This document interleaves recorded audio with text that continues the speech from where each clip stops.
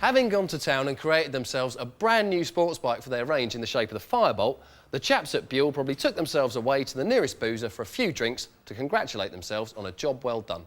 After all, they'd come up with the most powerful Harley-based motor yet, wrapped it up in a brand new chassis and topped the whole thing off with a host of innovations that had won them the adoration of an expectant waiting world. However, for all this cleverness, the Firebolt was always going to be a niche motorcycle. That motor may have plenty of power, but it's still fairly old-fashioned, and those looks aren't always going to be everyone's cup of tea. So Buell needed another bike to complement it in the lineup, and that was that. The answer they came up with was this, the Lightning.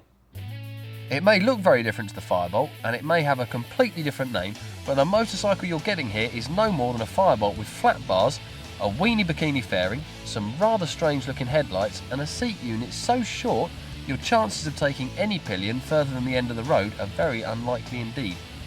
But the main question has to be, is it any good? Yes is the simple answer. Unsurprisingly, the Lightning shares a number of characteristics with its Firebolt cousin, the most obvious of which is its size. This is a small motorcycle. From the top it is narrow, from the side it is short, and from the pillion seat it barely exists. All this means that once you're on board the Lightning, you have got stacks of control through these nice high and wide bars up at the front, and you can chuck this bike about just about as hard as you dare. To be honest, the last thing I rode that steered this quickly was an Aprilia RS250. The steering is absolutely lightning quick, no pun intended. Anyway, this nimble nature makes this bike a complete winner down any back roads you care to mention, and also could make it a demon in town if it wasn't for that gearbox. But then the Lightning is no mainstream machine. That's not what it's all about. And once you've tuned into these idiosyncrasies, they all add to the character and charm of the bike. Braking, as on the Firebolt, is looked after by that vast single rim-mounted disc up front and really is pretty darn good indeed. But as far as even the most exuberant road riding goes, the braking setup at the front is sharp, clean and plenty powerful enough, thank you very much.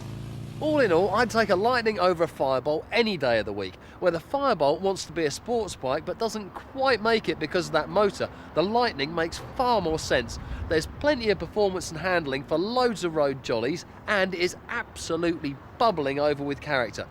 It's maybe not the best everyday bike, but for a rider who wants something a little bit different for the weekend, it could be just about perfect. So let's have a look at the scores.